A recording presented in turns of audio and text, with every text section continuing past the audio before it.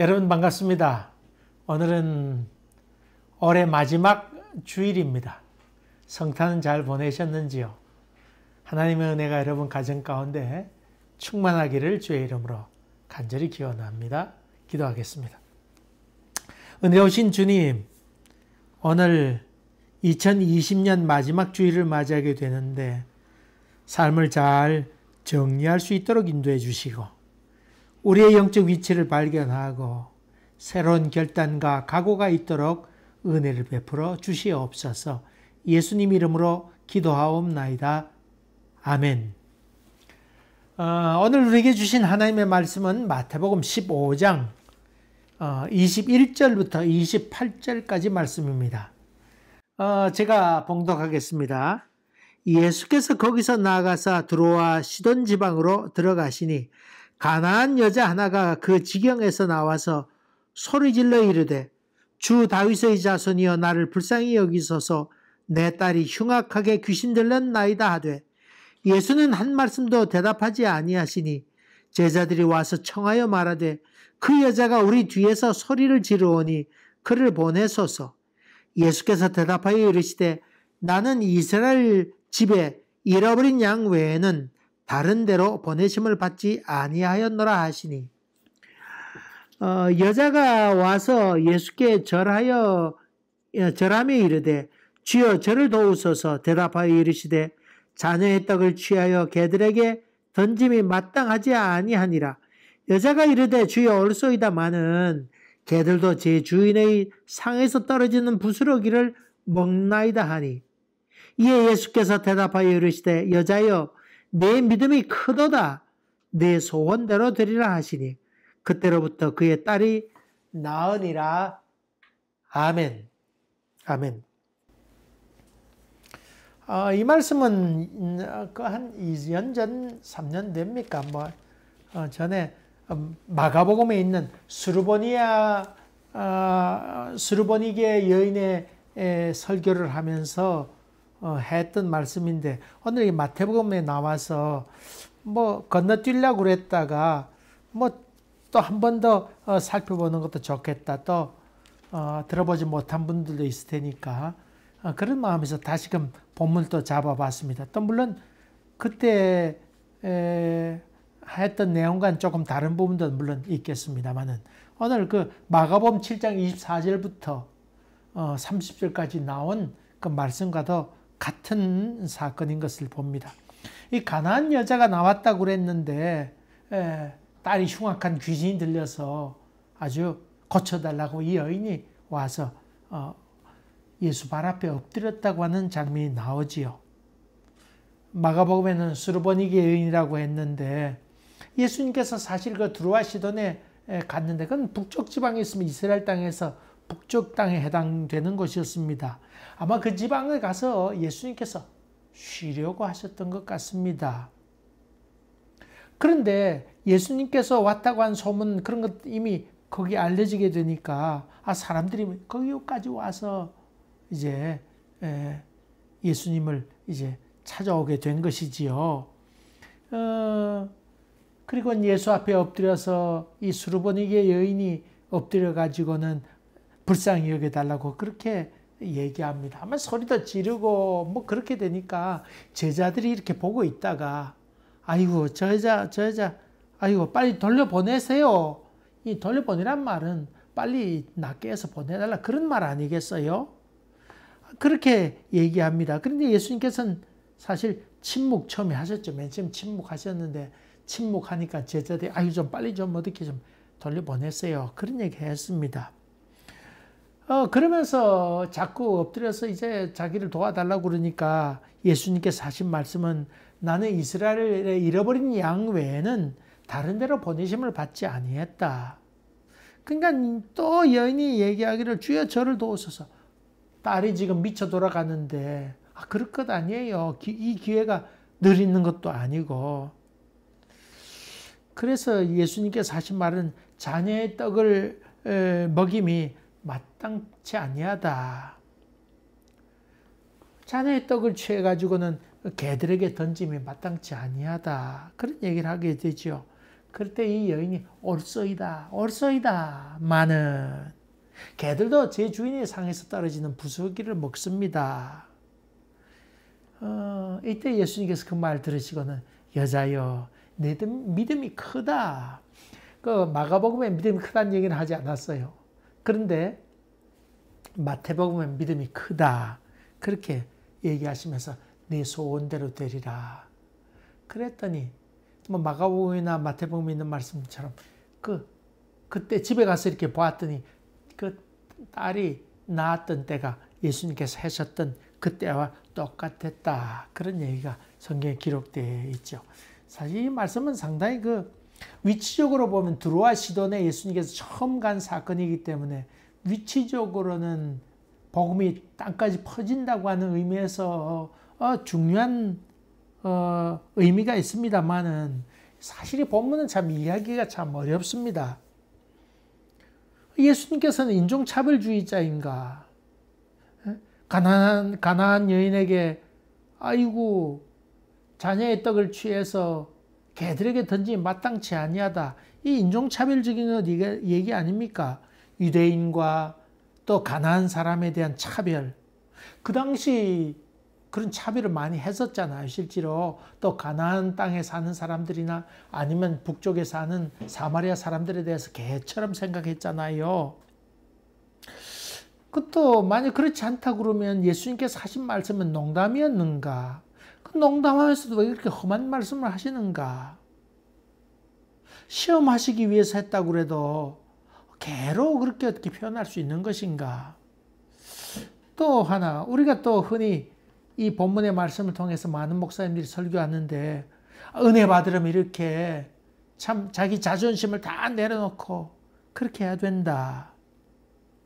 개처럼 이렇게 낮아져야 된다. 그렇게 하는 것이 옳은 것인가?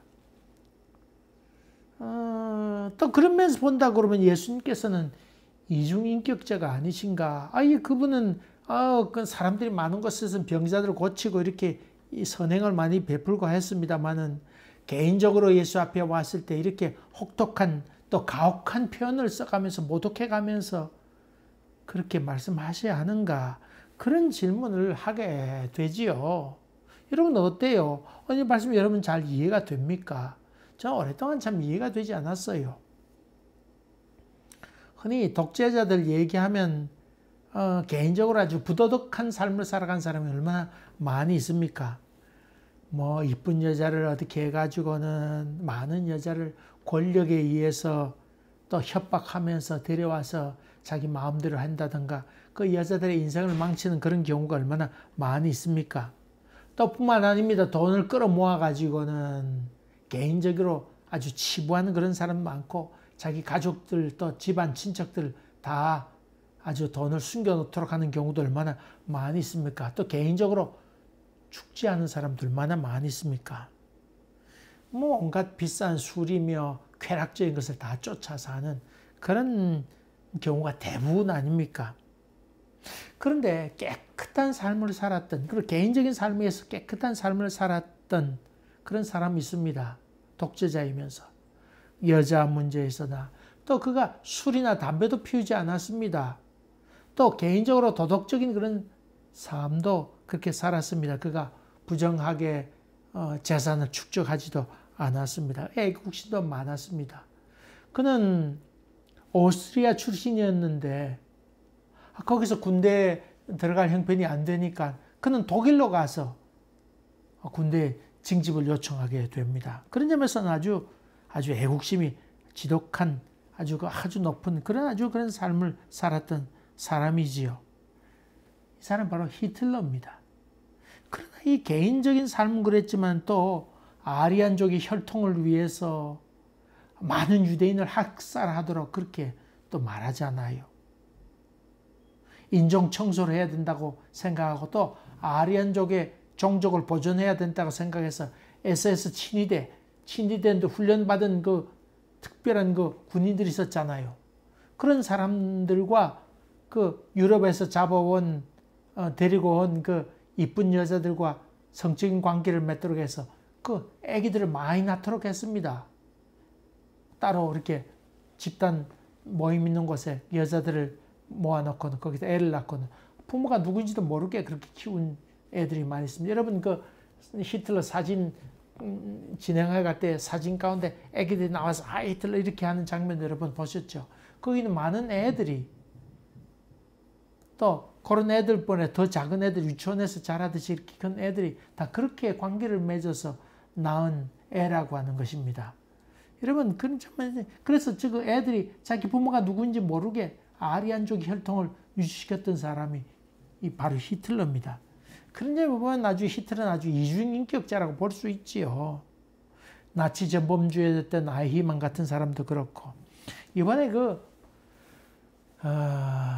트럼프 대통령의 아주 철저하게 지지하고 그 오른팔처럼 아주 지지했던 그 미국의 리버티 대학 총장이 있었습니다. 아주 미국 보수 교단의 아주 그 대학 복음주의 교단이었던 리버티 대학. 아주 그 대학은 아주 복음주의 아주 기틀을 잡고 있다. 그렇게 해서 아주 유명한 대학인데, 그 리버티 대학의 그 제리 폴웰이라고 하는 포크레 2세죠. 그 아버지가 그 총장이어서 그 학교를 세웠는데, 그 아들이 총장하면서 대통령과 친분이 있고 아주 많이 지지했던 또 종교계의 힘의 중심이었던 그 사람인데, 이 사람이 섹스 스캔들로 말미암아 총장 집에 물러나게 되었습니다. 겉으로는 아주 보수 깨끗한 이렇게 말은 많이 했지만은 실제 삶에 있어서는 한 추한 일을 행하게 된 것이죠. 그런 이중인격자입니다. 여러분, 예수님 앞에 그 여자가 와서 도와달라고 그렇게 얘기했는데 말도 안 하고 침묵했다고 한 것 참 이해하기가 참 어렵습니다. 예수님께서는 사랑 많다고 얘기했지만은 불쌍히 여겼다고 하는 말이 얼마나 많이 나옵니까? 예수라 그러면 국률과 자비, 사랑, 상징적인 분 아닙니까? 그런데 이 여인이 와서 도와달라고 얘기할 때 그는 침묵하기도 하고 또 개로 표현하면서 아주 그런 험악한 표현을 하는 것을 보게 될 때 이 모순되지 않습니까? 예수님께서 로마 백부장, 그 사람 권력이 있으니까 백부장 고쳐줬잖아요. 백부장의 종을 고쳐줬잖아요. 그러니까 권력 있는 사람이니까 예수님이 고쳤다 그러면 예수님도 너무한 것 아닙니까? 지금 이 여인은 자기 딸이 귀신 들려서 왔는데 그까짓 것 이런 생각 갖고 있은 것 아니겠습니까? 그런 점에 본다 그러면 예수님께서 인종차별 안 하는 것 같으면서도 큰 권력 앞에서는 차별 두신 분, 그런 분 아닐까 하는 의문을 갖게 하는 말씀이기도 합니다. 여기 예수님께서 내가 이스라엘 잃어버린 양 외에는 다른 데로 보내심을 받지 아니했다. 이 드로아 시돈 땅으로 이렇게 이방 땅이었는데 예수님께서 거기 간 사건은 사실 한 번 나옵니다. 한 번, 오늘 본문에 있는 말씀 한 번 딱 나오는데 아마 예수님께서 처음이자 마지막으로 드로아 시돈 땅에 가신 것 같은데 아마 십자가를 져야 될 그 사건을 앞두고 예수님께서 쉬러 아마 가시지 않았을까. 좀 정리하고 마음의 준비도 하고 그렇게 하기 위해서 가지 않았을까. 여러분, 바리새인과 서기관들이 늘 따라다녔잖아요. 근데 드로아 시돈 땅에는 서기관과 바리새인들이 따라가지 않았을 것입니다. 왜냐하면 그 부정한 땅인데 저들이 왜 발을 들이겠어요. 그러니까 거기도 따라오지 않을 것으로 예수님께서 생각하고는 아마 거기까지 예수님께서 가시게 되었는데 그런 여인이 나타나게 된 것이죠. 여러분, 그 말이 무슨 말이에요? 잃어버린 양 외에는 내가 다른 데로 보내심을 받지 아니했다. 이 말은 무엇일까요? 이 말은요, 이렇게 해석하면 좋겠어요. 예수님께서 이 땅에 와서 사역하시잖아요. 근데 온 데서 다 예수님 오라 그러면 다 갈 수 있습니까? 없습니까? 다 갈 수 없잖아요. 그래서 예수님께서 내 선교의 장은 여기까지 내가 할 일을 다 마치고 하나님께로 가면 되겠다. 그래서 아마 테두리를 정한 것 같습니다. 그거로 족하다. 그리고 나머지 것들은 제자들이 해야 될 일이다. 사도행전 1장 8절에 성령이 임하시면 너희가 내 제자가 되리라. 사마리아 땅끝까지 이르러 내 제자가 되리라 하는 말씀과 같이 성령이 임하면 되는 것이고, 현재 나에게 주어진 이 일은 이 이스라엘 백성, 이 잃어버린 양만 관리하면 됐다. 아마 그렇게 한계를 스스로 그렇게 지으신 것 같습니다. 여기 가고 저기 가고 오란도 다 갈 수 없잖아요. 또 예수님께서 기한도 한정되어 있었는데, 아마 그렇게 해서 여기 드로아 시돈 잠깐 머물다가 그리고 다시금 가려고 했던 것 같습니다. 제자들은 시끄러우니까 아이고 빨리 낫게 하고 해주고 또 보내세요. 그래 좀 조용해서 예수님도 쉴 것 아닙니까? 그런 제자들은 그런 생각을 가지게 됐는데, 어쨌든 드로아 시돈에서 이런 일이 있게 되자 예수님은 침묵도 하시고 잃어버린 양 외에는 내가 보내심을 받지 아니했다, 그렇게 말씀하신 것 같습니다. 그래도 이 여자가 소리치게 될 때에 예수님께서는 또 한 말씀을 더 합니다. 자녀의 떡을 취하여 개에게 던짐이 옳지 않다. 여러분, 개라고 한 뜻이 뭡니까? 이 동네에 어슬렁어슬렁 다니는 개들 있잖아요. 아주 더러움을 뜻하고 사람들이 무시하고 아주 천한 것의 상징 있잖아요. 그래서 사마리아 사람들에 대해서 또 그들에 대해서 아주 개같이 취급하잖아요. 북쪽 사람들에 대해서 아주 개같이 취급을 하게 됩니다. 상종 못할 존재다, 그런 뜻으로 쓰였지요. 또 이스라엘 사람들이 가나안 땅에 있는 사람들을 개 취급했습니다. 사실입니다. 더러운 개처럼 이렇게 여긴 것도 사실입니다.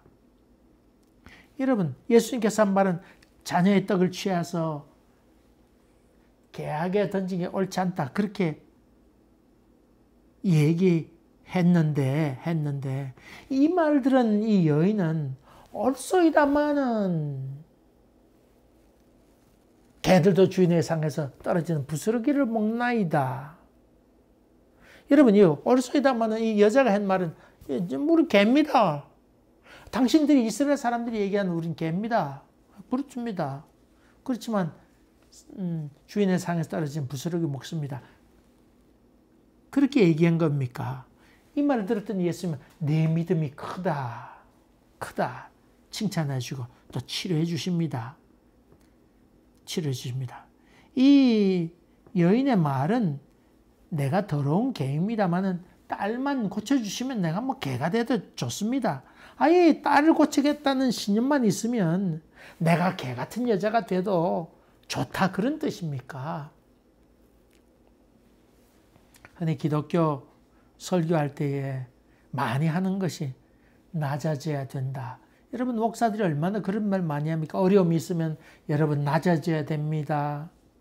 또 책 제목 가운데 낮아짐, 그 다음에 또 2편은 더 낮아짐, 그 다음에 또 다음 나온 책은 모르겠습니다만 아주 낮아짐, 그렇게 돼야 되겠습니까? 은혜 받기 위해서 낮은 자세로 주님을 섬겨야 은혜가 오는 것입니까? 하나님 앞에 엎드려서.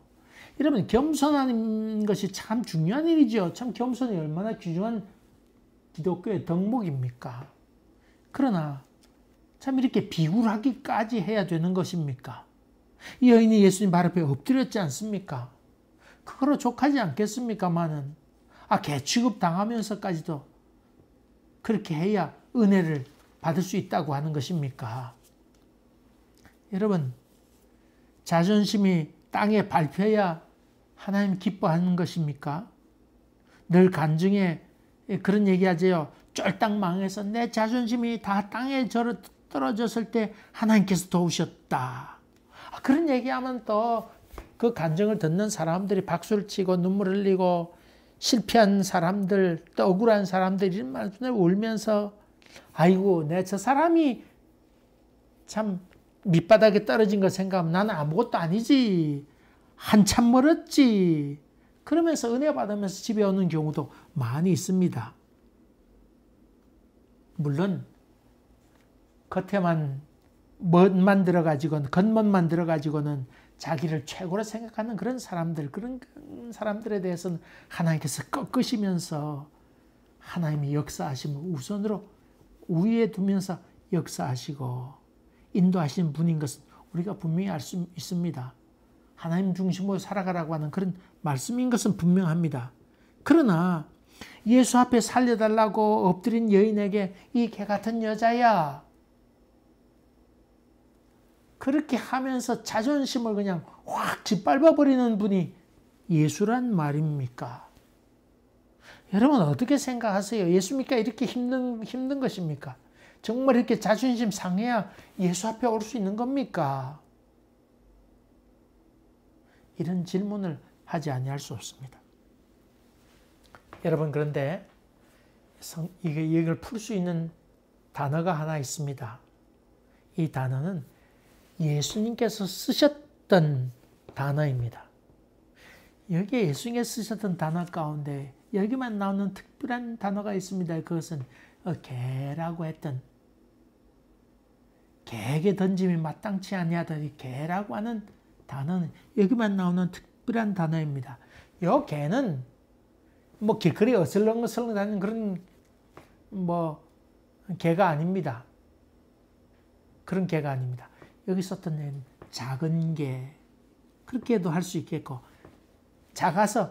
어려서 작아서 집에서 이렇게 돌보는 개, 그런 개를 뜻합니다. 조그만한 개, 불어 성경에는 뿌띠, 작은 개라, 그렇게 집에서 키우는 애완용 개, 이런 것을 의미합니다. 그러니까 예수님께서 하셨던 이 말은 예수님께서 웃으시면서 자녀의 떡을 취하여 이 조그만 개에게 주는 것은 옳지 않은데, 이렇게 얘기하셨다고 하는 것입니다. 자녀의 떡을 취해서 개에게 던지 마땅치 않아. 뭐야? 이렇게 얘기한 건 아니고, 자녀의 떡을 취해서 이 조그만 개에게 던진 것은 옳지 않은데, 이렇게 웃으면서 예수께서 참 마음 중심으로 그렇게 자기를 찾아온 이 여인을 바라보면서 한 말이라고 보면 아마 더 이해가 쉬우리라 생각됩니다.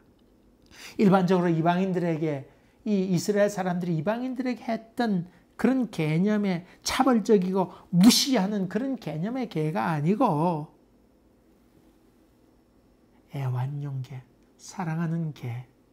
아이고 여거, 우리 할머니들이 손자, 손녀 이렇게 어릴 때 보고는 아이고 우리 그 강아지야, 그렇게 얘기하지. 아이고 강아지 새끼, 이렇게 얘기하듯이 예수님께서 표현했다고 하는 것을 여러분이 기억하셔야 됩니다. 그러니까 성경을 그냥 글자로만 보면 되지 않아요. 거기에 담겨있는 예수님의 음성, 거기에 담겨있는 예수님의 마음, 언어, 표정, 이런 것을 읽을 수 있어야 성경을 잘 해석할 수 있지요. 이 말을 들었던 여인은 얼른 아이고 옳습니다마는, 이 말 들었던 이 여인은 깨달았어요. 아이고, 예수님께서 고치실 마음이 있구나. 그러면서 아이고 옳습니다. 그렇지요. 개들도 그렇지만은 그 개들도 주인의 상에서 떨어지는 부스러기를 먹지 않습니까? 이렇게 재치 있게 여인이 받아칩니다.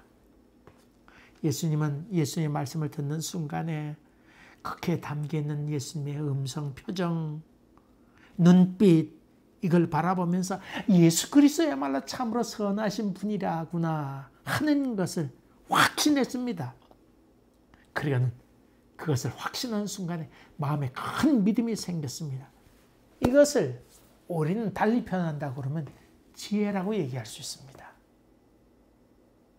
믿음이 우리 가운데 임하게 되면 성령이 임하게 됐다는 표 아니겠습니까? 성령이 임하게 되면 지혜의 영이 임했다고 하는 말이지요.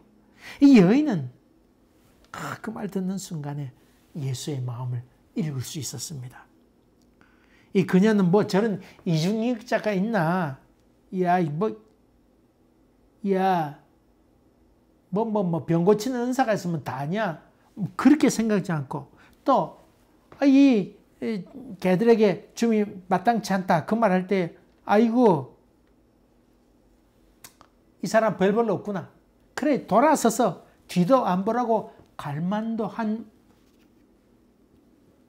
상황이라고 우리는 겉으로 볼 수 있습니다만은, 그것 아니고, 그것 아니고, 여인이 보았던 것은 바로 예수님께서 하셨던 그 언어를 읽으면서 하나님 은총을 그가 알게 되었, 예수님의 은총을 알게 되었다고 하는 것입니다. 본문의 말씀으로 다시 돌아봅시다. 은혜 받으려면 이 여인처럼 개가 되어도 좋다고 낮아져야 한다고 하는 것을 이 성경은 지금 얘기하는 것일까요? 아니면 또 이 여인이 자기의 딸을 낳게 하려면 이런 자기가 개가 돼도 좋다고 하는 아주 지독한 모성애가 있어야 된다. 그 사랑이 그를 낳게 하지 않는가? 그것을 지금 성경이 얘기하는 것일까요? 그것 아닙니다. 여러분, 그것 아닙니다. 우리가 믿는 이 예수 그리스도, 그분은 깊은 사랑과 자비의 마음을 갖고 있어서 이런 이방 여인의 부르짐에 대해서 그는 외면하지 아니하시고 사랑의 미소로 대하시면서, 아이고 우리 강아지야, 아이고 자랐구나, 그러시면서 기뻐하시고, 야, 내 믿음이 크다, 내 믿음이 크다, 그게 칭찬하시면서, 그리고는 치료해 주시는 분이시라고 하는 것을 여기서 이야기하고 있습니다. 여러분, 여기에 열쇠는 예수 그리스도가 누구냐? 이 여인이 참 잘한 것은 분명합니다. 지혜롭습니다. 그러나 성경이 지금 얘기하려고 하는, 이 마태가 얘기하려고 하는 것은 우리가 믿는 예수 그리스도, 그분은 이방 여인이 왔지만은 그러나 기뻐하면서 치료해 주시는 사랑과 자비의 주님이시라고 하는 것을 여기서 얘기하고 있습니다. 오늘 마지막 52주 정리하는 날입니다. 1년을 뒤돌아보면 여러 가지 험악한 일들이 얼마나 많이 있었습니까?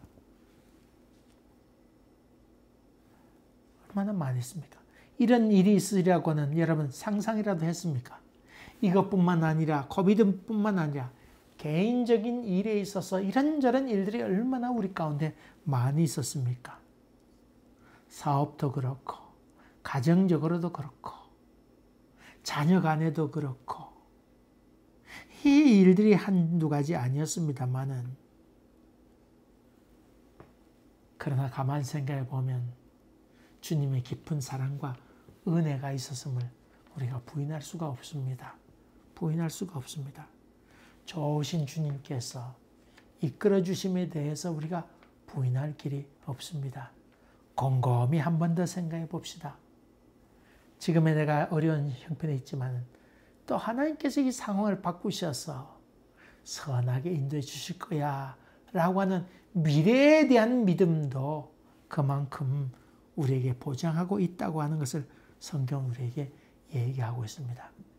사랑하는 교회 여러분, 이 여인이 딸이 미쳐 돌아갈 때 다급해서 예수 앞에 나왔는데, 여러분 처지 형편을 주님께 다 아뢰어서 예수로부터 야, 네 믿음이 크도다, 그런 귀한 음성을 듣고 축복받는 여러분 되시기를 주의 이름으로 간절히 기원합니다.